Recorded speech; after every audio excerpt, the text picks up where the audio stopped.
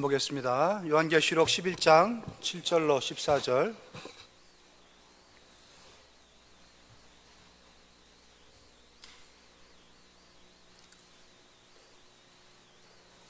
계시록 11장 7절로 14절까지의 말씀을 교독하겠습니다.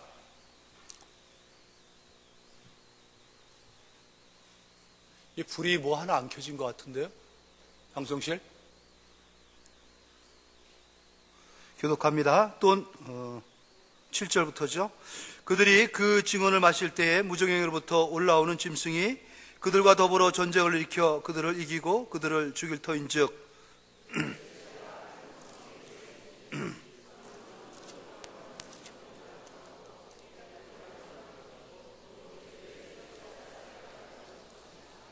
백성들과 족속과 방언과 나라 중에서 사람들이 그 시체를 사흘 반 동안을 보며 무덤에 장사하지 못하게 하리로다.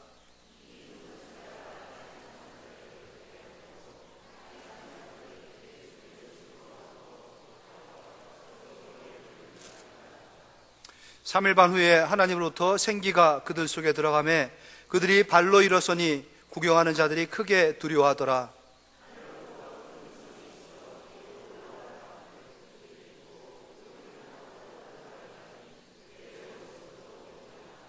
그때 큰 지진이 나서 성 10분의 1이 무너지고 지진에 죽은 사람이 7천이라.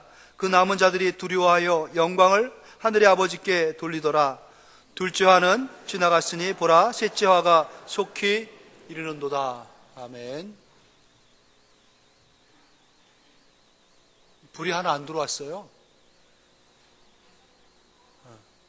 어둡죠? 어둠의 권세가 밀려왔나?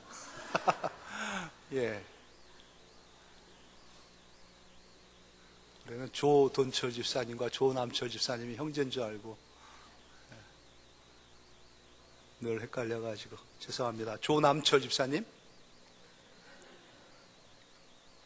조돈철 집사님.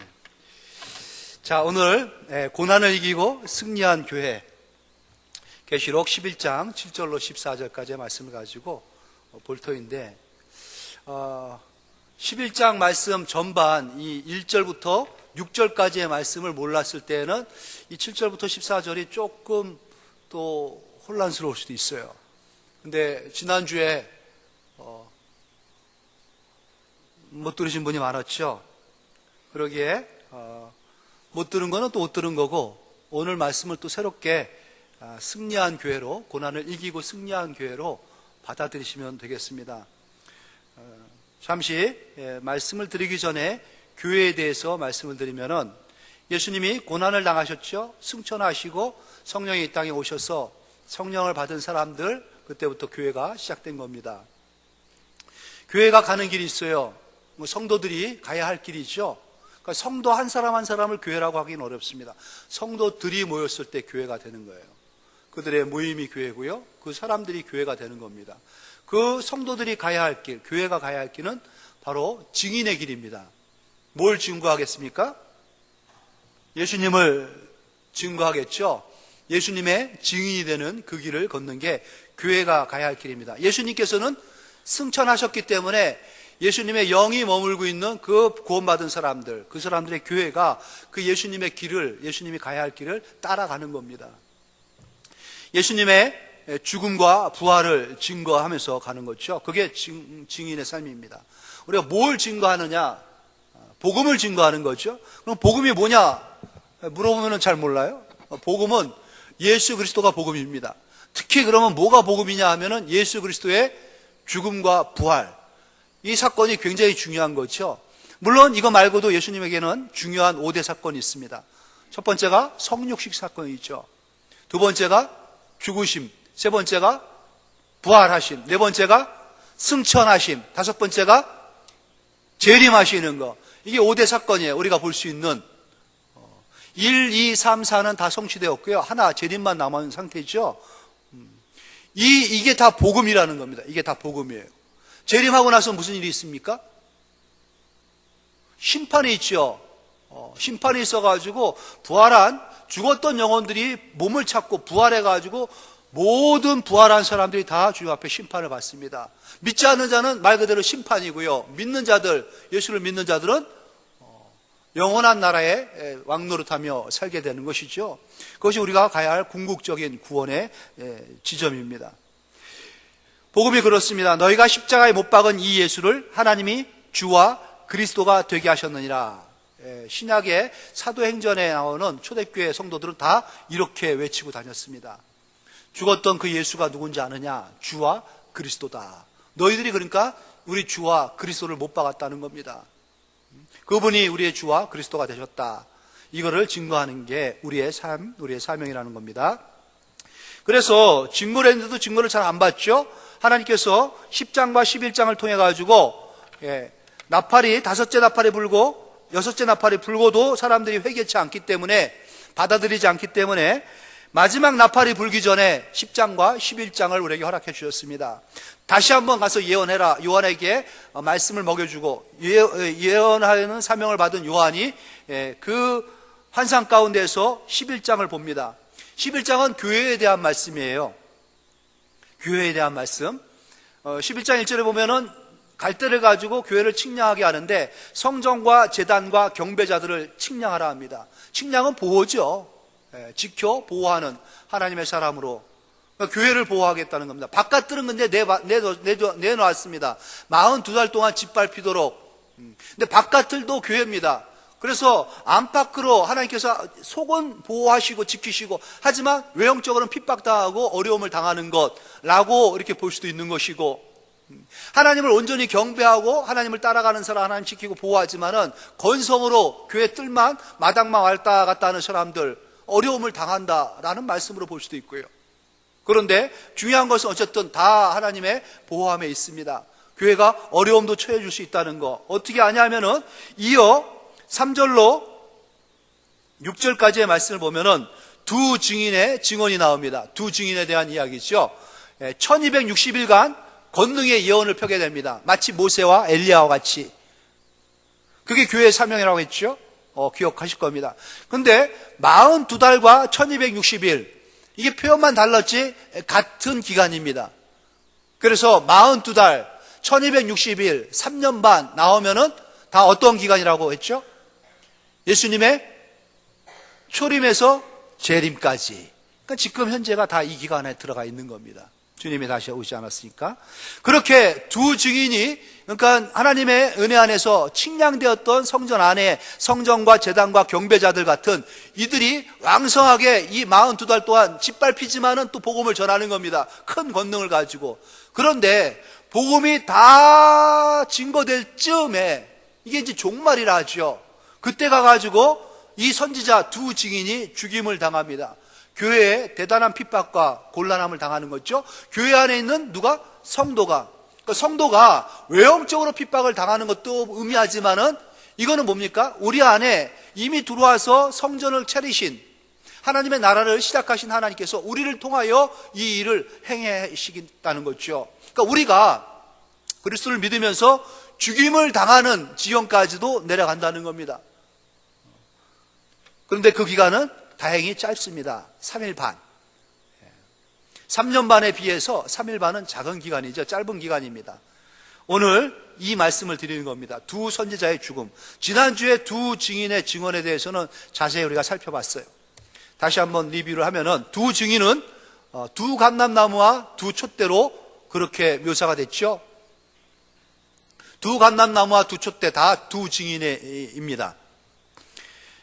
그 두 감람나무, 두 촛대, 두 증인이 10절에 가서는 두 선지자로 표현됩니다.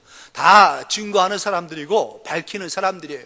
그죠? 감람나무에는 기름이 나옵니다. 기름이 촛대에 기름이 공급되져 가지고 촛대가 불을 밝히는 거. 이게 교회의 사명이라고 말씀을 드렸습니다. 다 1260일간 모세와 엘리야 같은 사역으로 예언하는 게 교회의 사역이고 교회의 사명입니다. 1260은 42달이고 3년 반. 예수님의 초림과 재림 사이의 기간, 이거 다 드렸던 말씀이기 때문에 그냥 간단히 넘어갑니다. 이제 종말의 임할 대환란이 오늘의 주제가 되겠습니다.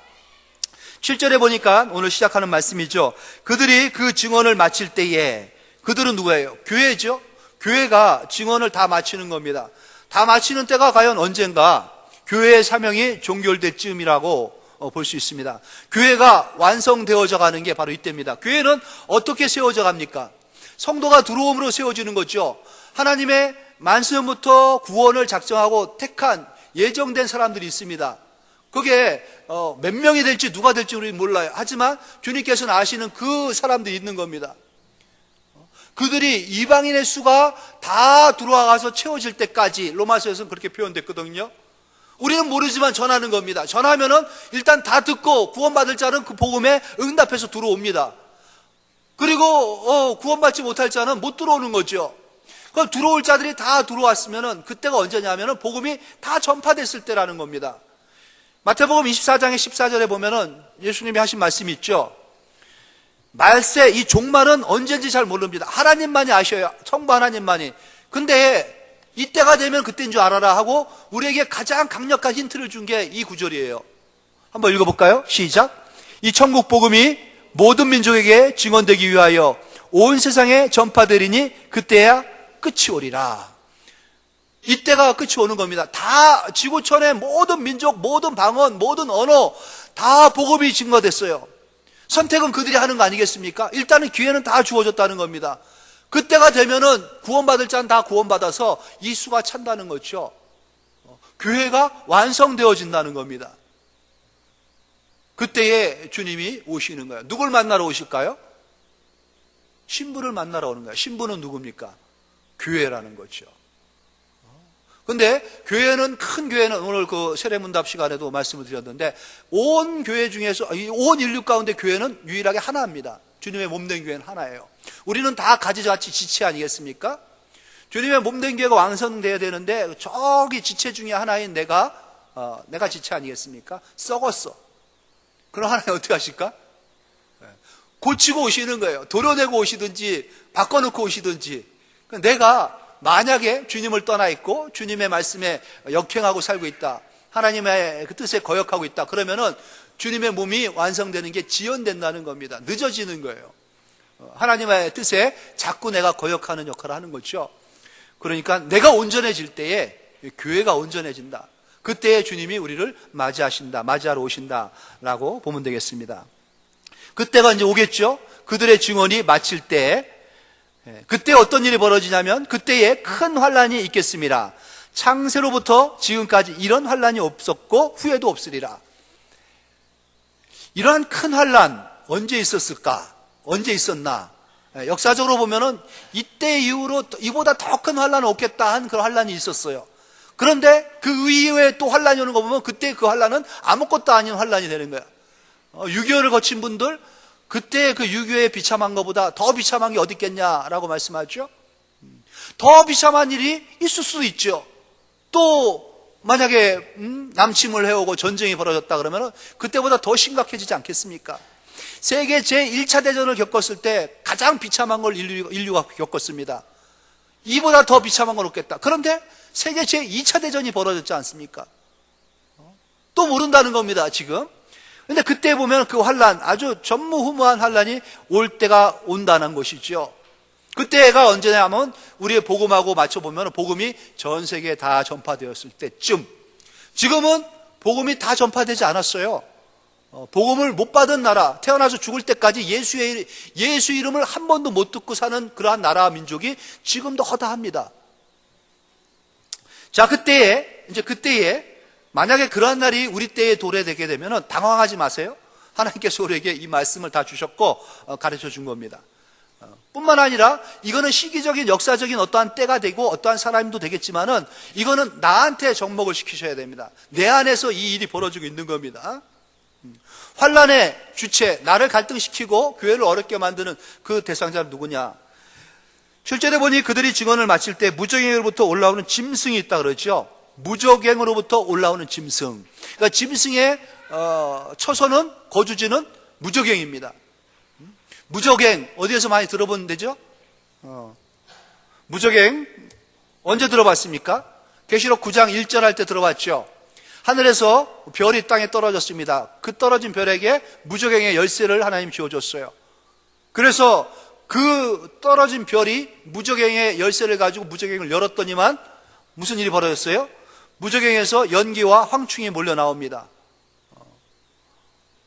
들으셨죠? 그때 무저갱에서 연기가 막 나고 어둡게 만들고 그 안에서 황충, 메뚜기가 황충이죠. 메뚜기과에 속한 거 막 스멀스멀 기어 나오는데 얼마나 많은 떼가 기어 나오는지 모릅니다. 그들이 나와서 하는 게 뭡니까? 하나님을 믿지 않는 자, 입맞지 않는 자들을 골라가지고 다 포섭해가지고 잔인하게 그들을 짓밟는데 고통을 당해도 죽지 않을 정도로 죽을 수가 없게끔 만들어버립니다. 믿지 않는 자들 다 같은 그 무저갱의 열쇠를 갖고 있는 자와 한 패거리 아니겠습니까? 그러니 사탄이 하는 짓은 뭐냐? 포섭해가지고 사랑해가지고 귀하게 자기의 오른팔을 만들고 측근을 만들고 이런 게 아니라 사탄은 하나님을 믿는 자들을 다 이렇게 포섭해가지고 유혹해가지고 짓밟고 짓이겠다는 겁니다. 아주 죽여놓겠다는 거예요. 그리고 자기가 이제 불못에 들어갈 때 다 끌고 들어가려는 겁니다. 그리고 하나님 앞에 큰 소리 치려는 거예요. 봐요, 하나님 형상대로 지원받은 인간들 별 볼 일 없지 않느냐. 이것들 다 끌고 갑니다, 내가. 하면서 하나님 앞에 끝까지 큰 소리 치려고 어떻게든지 한 명이라도 하나님 쪽에 안 가게끔 만드는 게 사탄의 사명인 겁니다. 그렇게 해서 불신자를 포섭하면서 하나님의 입맞지 않은 자들에게 고통을 줍니다. 그리고 그가 마지막 때에 그 모든 세력들을 다 총동원해가지고 하나님 앞에 입맞은 자들, 교회를, 성도를 핍박하면서 교회 공동체의 성도를 공격해 온다는 것이죠. 그 무저갱의 열쇠를 받은 자 사탄입니다. 계시록 9장 11절에 말씀하죠. 그들에게 왕이 있으니 무저갱의 사자라. 아바돈, 히브리어로는, 헬라어로는 아볼루온이라고 이 성경에 있는 말씀이에요. 아바돈, 히블루온, 아블로온 이렇게 표현합니다. 계시록 12장 9절에 보니 구체적으로 묘사하기를 큰 용이 내쫓기니 옛뱀 곧 마귀라고도 하고 사탄이라고도 하며 온 천하를 꿰는 자라. 그가 땅으로 내쫓기니 그의 사자들도 그와 함께 내쫓기니라.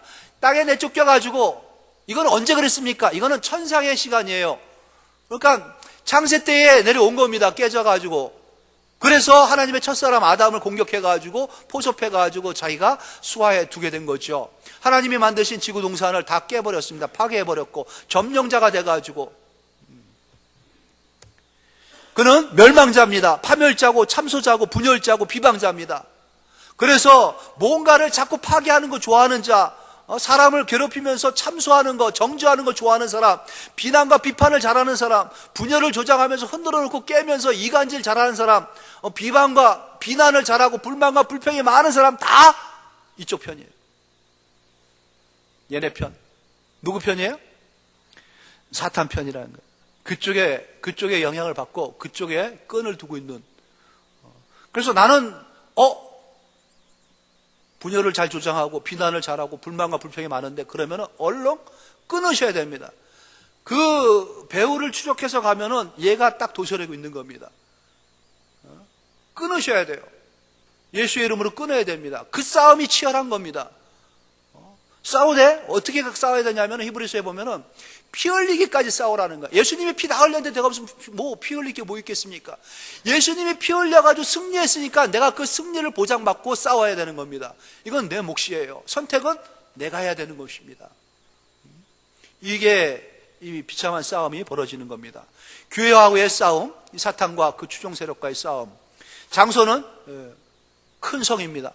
큰 성, 거기는 어디입니까?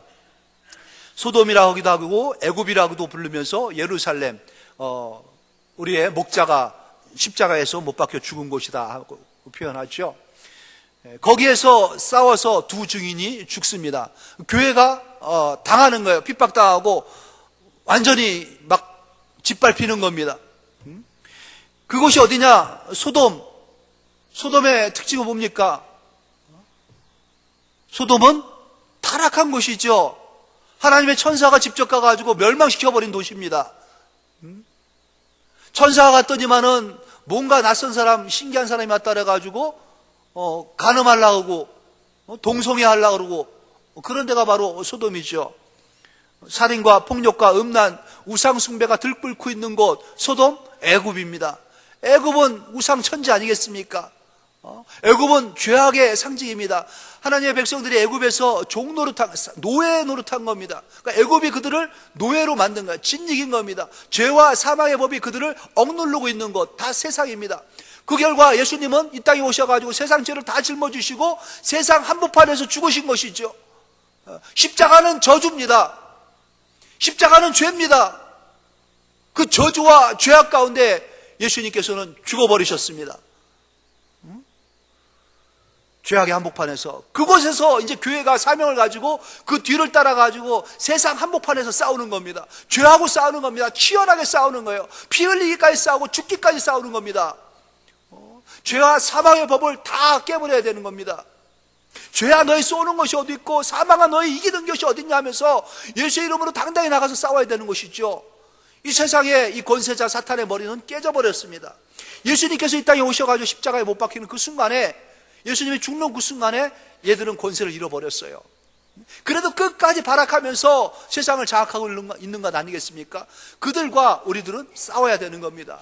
내 안에 들어오는 욕심하고 싸워야 되는 거고요, 음란과 싸워야 되는 겁니다. 내 안에 들어오고 있는 이러한 정죄, 끊임없는 이 미워하는 마음, 폭력적인 거, 욕심내는 거, 탐욕하는 거, 이런 모든 거, 교만하고 높아진 거 다 싸워서 내쫓이고 이겨야 되는 거예요.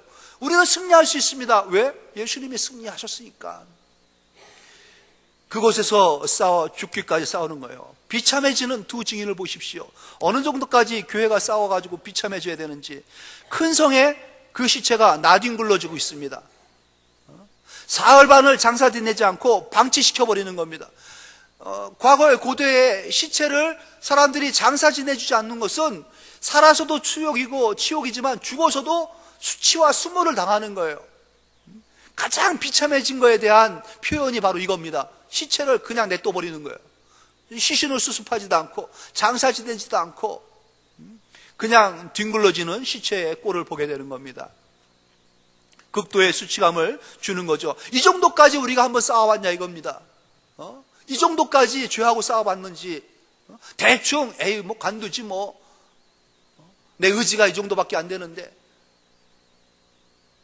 그래서는 안 되는 거죠. 싸워야 되는 거예요. 끝까지 싸워야 되는 겁니다.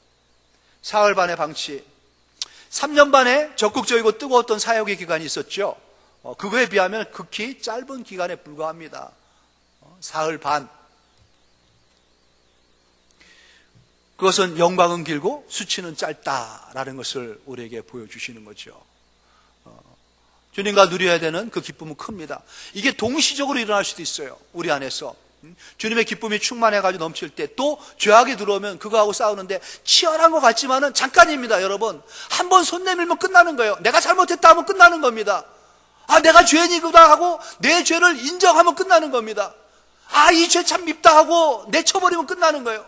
예수의 이름으로 한 번만 도와주십시오 하나님한테 엎드려가지고 하나님의 궁유를 받으면 끝나는 겁니다. 그런데 그거를 못해가지고, 그걸 안 해가지고, 그걸 가지고 성경에서 구약에서 내내 완악하다고 그러는 거예요. 그런 걸 가지고 고집스럽다고 하는 거예요.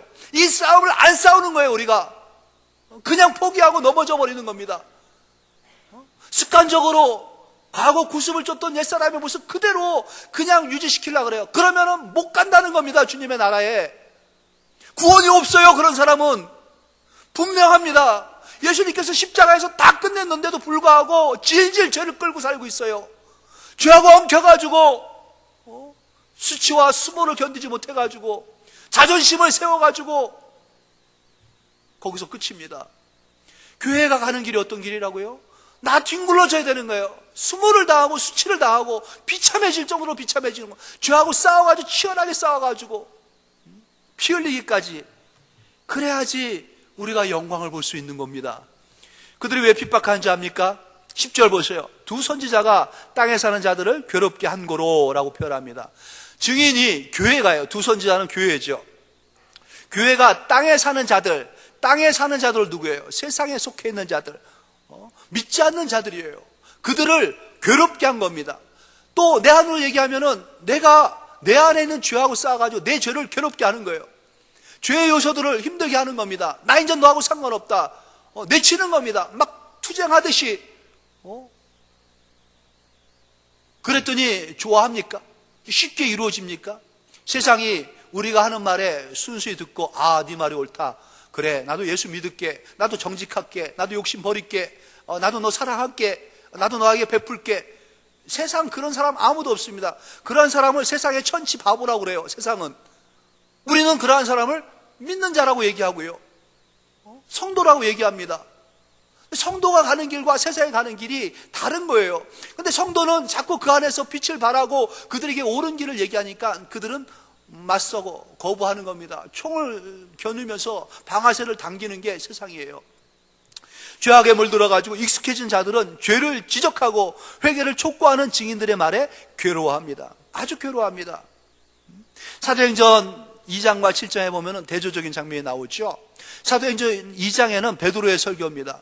베드로가 성령 충만해가지고 그들에게 지적합니다. 너희들이 십자가에 못 박은 이 예수를, 그 예수를 하나님께서는 살리셨다. 주와 그리스도가 되게 하셨다. 그들이 파르르 떱니다. 양심의 가책을 느껴요. 그리고 어떻게 했는지 압니까?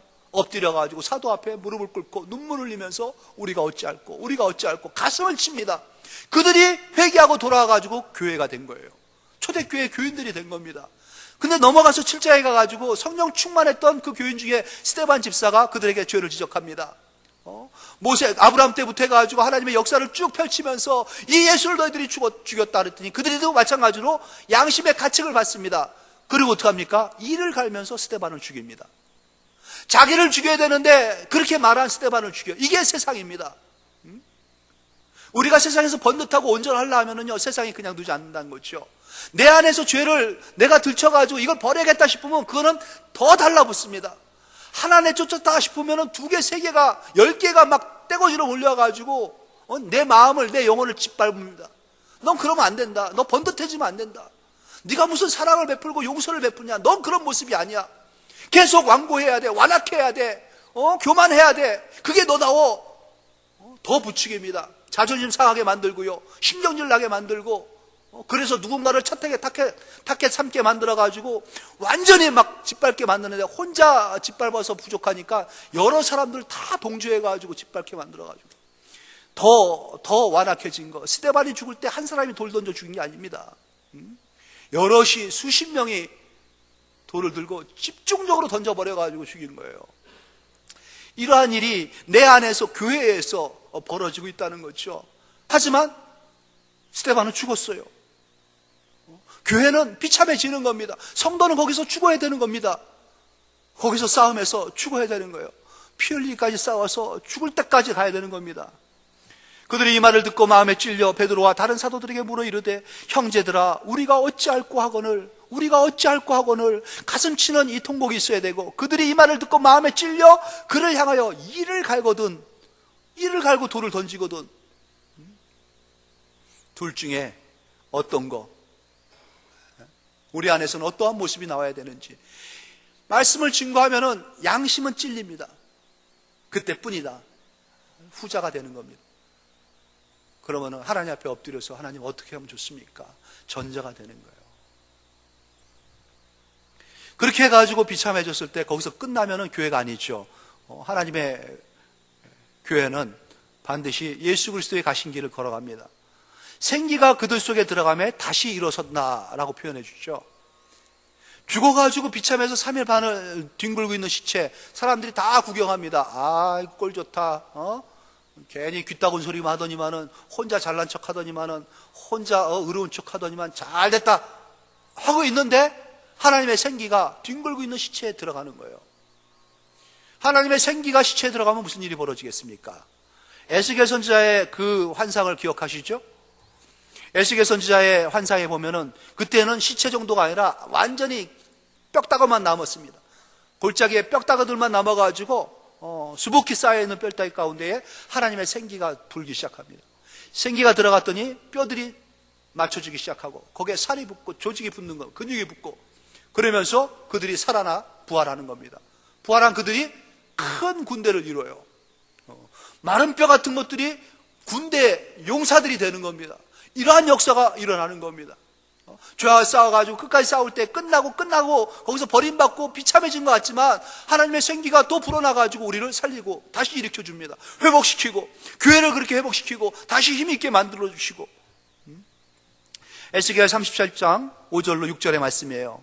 주 여호와께서 이 뼈들에게 이같이 말씀하시기를 내가 생기를 너희에게 들어가게 하리니 너희가 살아나리라. 너희 위에 힘줄을 두고 살을 입히고 가죽으로 덮고 너희 속에 생기를 넣으리니 너희가 살아나리라. 또 내가 여호와인 줄 너희가 알리라 하셨다 하라. 살아날 거다. 너희들 이 비참해진 이스라엘에게 하나님께서 하신 말씀이에요. 포로 끌려가가지고 비참해진 너희들 다시 회복시켜 주겠다. 약속을 하고 나서 실제로 어떤 일이 일어났냐? 37장 9절로 10절에 보니까 또 내게 이르시되 인자야 너는 생기를 향하여 대언하라. 생기에게 대언하여 이르기를 주 여호와께서 이같이 말씀하시기를 생기야 사방에서부터 와서 이 죽음을 당한 자에게 불어서 살아나게 하라 하셨다 하라. 이에 내가 그 명령대로 대언하였더니 생기가 그들에게 들어가매 그들이 곧 살아나서 일어나 서는데 극히 큰 군대더라. 이게 에스겔이 본 환상이에요. 이 일이 실제 벌어진 겁니다. 언제 벌어졌습니까? 예수님이 이 땅에 오셔가지고 부활하면서 벌어졌고요. 예수님께서 이 땅에 오셔가지고 죽고 승천하신 후에 이 땅에 생기와 같은 성령을 부어주심으로 말미암아 이 실제 일어났습니다. 교회가 살아나고 교회가 나타나진 거죠. 믿는 자들이 그 교회 안으로 와가지고 하나님의 역사를 증거하기 시작하는 겁니다. 또 짓밟히고 죽은 것 같지만 생기가 불어지고 성령이 불어서 또 일어나는 겁니다. 또 일어나고 살아나는 거 끝까지 가는 겁니다. 이제 마지막에 가서 완전히 비참해져서 끝난 것 같지만 주님께서 교회를 일으키셨다는 겁니다. 일으킨 교회 어떻게 합니까?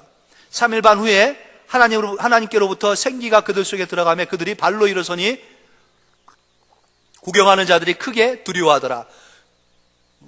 무너진 것 같은데 다시 일어나니까는 보는 사람들이 벌벌 떠는 거예요. 이쯤 되면은 고만할 줄 알았더니만 그렇지 않고 계속 복음을 증거하고 한 번 와서 끝날 줄 알았더니 두 번, 세 번 또 계속하고 모욕을 주고 수치를 줘도 다시 또 오뚜기처럼 일어나가지고 다가서고 또 다가서는 성도들의 모습 구경하는 자들이 크게 두려워합니다. 불순종의 이스라엘을 심판 후에 다시 하나님의 영으로 새로운 이스라엘이 탄생할 것을 예언했듯이 영적 이스라엘이 탄생한 거죠. 두 증인인 교회 공동체 교회가 그렇게 복음의 사역으로 계속 이 사명을 감당해 나가야 되는 것이고 교회 그러면은 교회만 아니라 성도를 의미한다 그랬죠. 성도가 이 사명 가운데서 일어나야 된다는 것입니다. 그렇게 일으켜준 교회는 승천합니다. 예수님이 가신 길을 다시 한번 생각해 보십시오. 성육신 하신 예수님 십자가에서 죽임을 당하시고 부활하셨죠. 그리고 승천하셨습니다. 재림하시는 주님께서 심판하시면 새하늘과 새 땅이 전개되어집니다. 앞서 4개는 다 끝났습니다. 이제 뒤에 3개만 남았습니다. 하나님의 말씀하신 거기 때문에 말씀은 말씀대로 다 되어지는 거죠. 교회가 가는 길은 어떤 길이어야 됩니까? 예수님이 가신 그 길을 따라가는 게 교회의 길이에요. 증인의 삶을 살아야 됩니다. 핍박을 당하고 죽임을 당합니다. 부활하게 됩니다. 승천하게 되고요. 새하늘과 새 땅에서 주님과 함께합니다. 교회는 주님의 신부이기 때문에 그렇습니다. 주님 가신 길을 따라가는 게 교회의 길이죠. 성도의 길은 그럼 어떠해야 됩니까? 교회가 가는 길을 가야 되는 것이고 예수님이 가신 길을 가는 것이 우리의 성도의 길이라는 겁니다. 죽임 당하는 거 여러분 죽기까지 죄하고 싸우는 거 이게 우리의 몫이고요. 우리가 가야 할 길입니다. 죄하고의 싸움을 승리하십시오. 또 교회가 주신 사명을 저버리지 않고 끝까지 사수할 수 있도록 여러분들이 교회를 위해서 계속 기도하셔야 되는 겁니다. 교회의 부활과 승천은 어떤 의미가 있는지 구경하던 자들이 큰 두려움에 빠지게 됩니다. 교회가 자꾸 오뚜기처럼 서니까 성도가 자꾸 그래도 온전해지니까 그래도 죄하고 타협하지 아니하고 싸워 승리하는 모습을 보이니까 그들이 큰 두려움에 빠지는 거예요. 7,000명이 죽임을 당하고 지진이 일어나면서 7,000명이 죽임을 당합니다. 완전한 심판을 의미하는 거예요. 7,000이라는 의미는 숫자로 써가지고 7,000명이 아니라 완전하게 하나님 심판한다. 적은 수의 심판은 큰 구원의 수를 반증한다 하죠. 7,000명이 죽었으면 나머지는 살 수 있다는 거죠. 구원을 하겠다는 겁니다. 하나님께서. 그래서 구원받은 자들, 그동안 완악해가지고 회개하지 않은 자들이 이 교회에 계속된 증거, 계속된 증인의 삶, 비참해지고 죄하고 싸우고 그러면서도 계속해서 오뚜기처럼 일어나는 교회의 모습을 보면서 회개하고 돌아오는 겁니다. 그때 그 수가 회개하고 돌아온 자들이 아무라도 능히 셀 수 없는 큰 무리로 표현되었지 않습니까? 아무라도 셀 수 없는 큰 무리, 숫자로 표현하면 상징적으로 14만 4천입니다. 이게 복음을 전해가지고 집 팔고 논 팔고 땅 팔아가지고 14만 4천이 되는 게 아니라 신약과 구약에 있어서 하나님께서 이렇게 구원받게 한 사람들, 예수의 피로, 거룩한 어린 양의 피로 보혈로 씻음받고 죽게 돌아온 자들, 핍박 가운데서도 죄하고 싸움에서 승리하고 마침내 이긴 자들, 그들 회개하고 돌아온 자들입니다. 아무라도 능히 셀 수 없는 큰 무리가 주님을 맞이하는 겁니다. 끝났네요. 그러한 사진 보신 적 있습니까, 여러분? 예수님께서 구름을 타고 많은 수천의 무리들과 함께 공중에 재림하는 모습. 계시록 22장에 보면은 그 모습이 나옵니다. 신부의 단장한 신부의 모습. 새 예루살렘이라고 표현됐어요. 근데 그때 가서 또 말씀을 드리겠지만은 새 예루살렘은 다 사람입니다. 신구약의 12지파와 12사도고요. 성도들이라는 겁니다. 우리를 의미하죠. 하나님께서 우리를 이 거룩한 무리 가운데에, 셀 수 없는 큰 무리 가운데에 참 귀한 보석과 같은 존재로 우리를 선택해 주셨습니다. 함부로 허투루 죄악과 타협하면서 세상 사람 같은 모습으로 살지 마시고요, 하나님의 구원받고 이 큰 은혜를 준 대상자처럼 살아야 됩니다. 사랑과 희락과 온유와 절제, 자비, 충성, 양성, 이 모든 것들이 우리에게는 다 흘러나와야 할 사람들인 것이죠. 그렇습니다. 베풀면서, 용서하면서, 품으면서, 사랑하면서 사는 게 우리의 삶이고요. 그거를 거부하는, 그거를 회방하는 모든 것들은 우리의 싸움의 대상입니다. 피 흘리기까지 싸워 승리하는 여러분 되시기를 주님의 이름으로 축원합니다. 하나님 아버지 감사합니다. 귀한 계시록의 말씀을 통해서 교회의 길, 성도의 길을 보여주시고 마침내 부활의 길로 주님 영광의 그 자리에 서게 해주시는 것을 보게 됩니다. 셀 수 없는 큰 무리, 회개하고 돌아온 자지 처음부터 하나님 선한 자들은 아니었습니다. 완악했고요, 교만했고요, 고집스러웠던 저희들입니다. 이제 주님 말씀 앞에 하나님의 그 영광의 빛 앞에 우리의 무릎을 꿇습니다. 하나님 우리를 용서해 주시고 예수 그리스도의 보혈로 씻어주셔서 주님 품에 품어주시고 하나님의 자로, 하나님의 사람으로 다시 회복시키셔서 온전히 세워주시옵소서. 하나님이 주시는 그 복, 큰 복을 들어와도 받고 나가도 받고 서도 받고 하나님 앉아도 받는 저희가 되게 하셔서 주님 부르시는 그날까지 하나님께 영광 돌릴 수 있는 귀한 승리의 권속들 우리 모두가 될 수 있도록 은혜 위에 은혜를, 복의 복을 더하여 주시옵소서.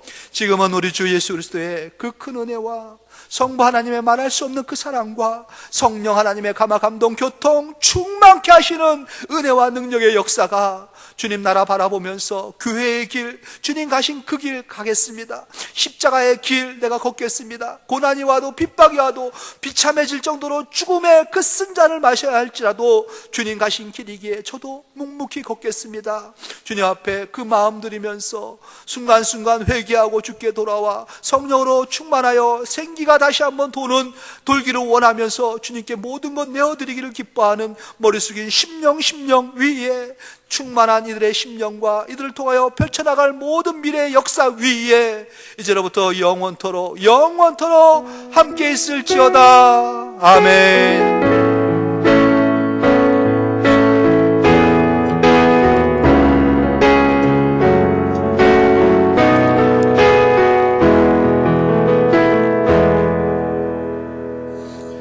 마치고요. 잠시 우리 박옥선 집사님 선물 하나 줄 때 큰 박수 부탁드리겠습니다. 신구약 완필하신 거 축하합니다.